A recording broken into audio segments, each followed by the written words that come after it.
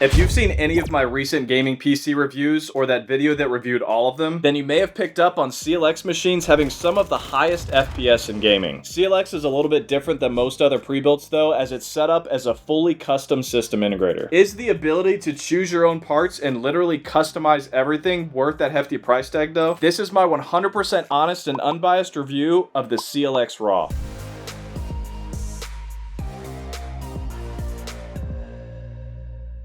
This PC is stacked with the all-new NVIDIA GeForce RTX 4080 GPU and the all-new AMD Ryzen 7 7800X 3D CPU. I'm going to quickly take you through the unboxing and what's included, gaming and creator benchmarks, design and build quality, the internals, thermals, fan noise, overall ease of use, pricing breakdowns and comparing it to its competition, and my overall top pros and cons. If you decide against this PC after anything that I say in this video, just keep watching because I'm also going to be sharing with you some alternative PCs that I recommend for every budget. I guarantee by the end of this video, you will know if this PC is right for you or not. But if you still have any questions after watching this entire video, just shoot me a comment, and if you're publicly subscribed, I guarantee a personal response. All right, now let's rewind back into the past and check out the unboxing. This PC is absolutely massive, super heavy, and they actually shipped it in a crate.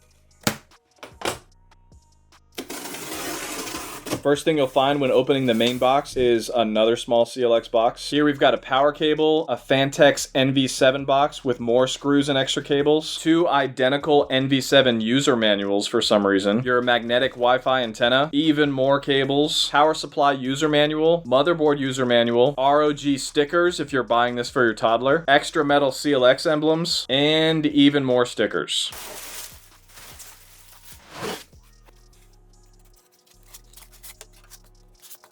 Design-wise, the CLX Raw is on point, and that's mostly due to this ginormous beast of a case, the Phanteks NV7. 10 inches wide, 21 inches deep, and 23 inches tall. A chassis this big gives a lot of peace of mind for those of you that know that you'll be upgrading components in the future. This case was uniquely designed with a door on the back that completely hides every cable connection going into your computer, with built-in cable management directly next to the backside ports and flexible grooves at the bottom directing them out the back. The angled wedge design at the bottom allowed for increased airflow, but more importantly, it looks pretty slick. The bulk of the chassis is made out of a very solid metal, which results in an extremely heavy 58 pounds with everything else inside. It's honestly a bit of a backbreaker and kind of awkward to pick up by yourself. I do like the corner-to-corner glass design with a completely unobstructed view of the well-laid-out RGB internals, and the fact that this case has 7 intake fans is honestly a breath of fresh air. No pun intended. And we're going to get to how that affected thermals here in a sec. To access the internals, you just need to open up this back door, unscrew the side panel screws, and pop it off. Now those 7 intake fans that I was just talking about, we've got 4 on the back and then 3 on the bottom. These 2 rear fans are exhaust. The main purpose of these top 3 fans though is to cool this incredibly powerful AMD Ryzen 7 7800X 3D CPU. For those of you that don't know, this right here is a Phanteks Glacier 1 cooling block, which is part of an all-in-one cooling system that uses a liquid to transfer the heat up through these tubes into a 360mm radiator where it gets spread out and then blown out with these top 3 fans. To the right of that CPU is our Kingston Fury Beast 6000 MHz DDR5 RGB RAM. We've got 2 sticks of 16 gigabytes for a total of 32, and then 2 more slots if you're a creator that needs more than that. Honestly though, most games don't use more than 16 gigabytes, so if you're a gamer, getting anything more than 32 is a waste of your money. And then right underneath the CPU, beneath this metal plate with a thermal pad on the back, is our main SSD drive that the operating system is installed on. This one is a 2TB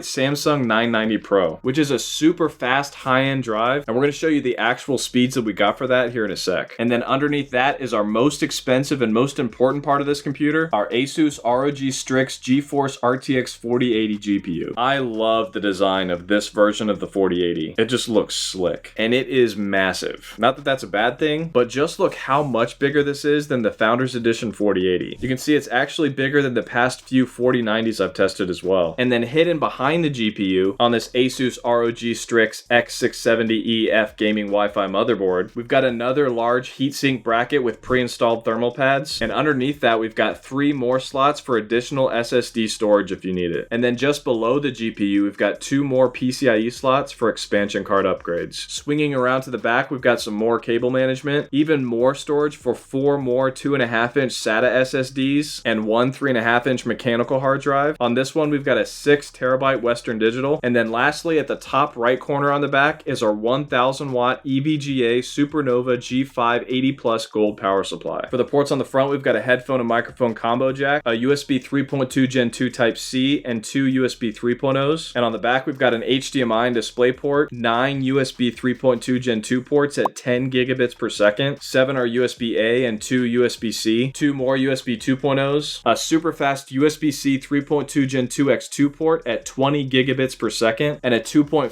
gigabit Ethernet port, Wi-Fi 6E connectors for that magnetic antenna that I showed you earlier, and 6 audio ports. And then on the back of our GPU, 2 HDMIs and 3 display ports. Now for the software, the main program that you'll be using that actually controls the machine pretty well outside of the BIOS is the Armory Crate app. On the dashboard, you've got your real-time CPU stats, Aura sync controls for quick RGB lighting adjustments and animations, quick fan speed controls depending on whether you want your PC to have quiet fans or louder fans and cooler overall operating temperatures. Or there's also this option for AI cooling that determines this setting for you based on what your computer is actually being used for. And then you've got even more detailed CPU stats, temperatures, usages, fan speeds, and voltages. And then in the update center, you can see all of your current drivers and update all of them all at once. And then within the BIOS, there's a lot more that you can fine tune as well if you like to dig deeper and tweak more advanced settings to get the absolute best out of your PC. Now, when it came to the fan noise, these were my results after testing each of the main fan profiles. In quiet mode, it was just a little over 41 decibels. And when moving up to performance mode, it only brought the fan noise up to about 42 decibels. And you can see that compared to the rest, that this is one of the quietest pre-built PCs overall that we've ever tested. Now for the thermals, you can see in our thermal imaging time-lapse from computer off to full-on gaming that heat does start to build up against the glass right next to the GPU. Opening up the glass panel reveals just a little bit more of what's going on here, as the side of the 4080 GPU does generate quite a bit of heat. A lot of that heat successfully escapes out the back and top exhaust fans though. The majority of my thermal testing was in games though. And these were our CPU temps for several different games at 4K. You can see that it was actually on the lower end temperature-wise when it came to the latest top-tier PCs. And then averaging all 4K gaming tests together and comparing them against the competition, you can see that we've got the coolest GPU in this CLX PC than any other pre-built that we've ever tested. Alright, so the performance and gaming benchmarks. And up next, the most important part of this review, the price to performance ratios. For Cinebench R23, which simulates its 3D rendering power, we got a multi-core score of 18,384 and a single core score of 1800. Surprisingly very low compared to the others with this test. This kind of demonstrates that there's better options if you're going to be using this computer for 3D rendering. And the last set of benchmarks for creatives before we get into gaming are the Puget Benchmarks. For DaVinci Resolve, we got 2343, understandably lower than all the Intel 13th Gen i9s we've tested, but also quite a bit lower than an i7 and only slightly above an i5. Adobe Premiere 876, scoring even lower than the i5 did here. Adobe Photoshop 1372, pretty low here as well. And Adobe After Effects 1213, not very impressive here either. For that Samsung 990 SSD, the main drive that the operating system is installed on, we got speeds of 7,472 read and 6,856 write, which is insanely fast. It's actually the fastest hard drive that I've ever tested. For 3D Mark, which is used to predict a computer's overall gameability, we got an overall score of 24,520, a graphics score of 28,459, and a CPU score of 13,744. Behind the 13th Gen i7 machine here as well. Actual gaming benchmarks are probably what you guys care the most about though. And these were our average FPS results that we got for several games at their highest preset settings at 1080p. Honestly, pretty sporadic results with this new version of the AMD CPU when you compare it to the more consistent 13th Gen Intel PCs that we've tested. But pretty impressive results overall, with it coming in third place only to the Corsair Vengeance pre-builts. It did drop ranks when stepping it up to 1440p gaming though. Still not too bad though, with it coming in just slightly below the HP Omen 45L with the 13th Gen i9 and 4090. And as expected, you can see that it also ranked lower than all the 13th Gen i9 PCs with 4090 GPUs when it came to our 4K tests. I do say this in most of my PC reviews, but for those of you that are new to this, I'm still just blown away that the less expensive Skytech Azure 2 with a 13th Gen i5 and 4070 Ti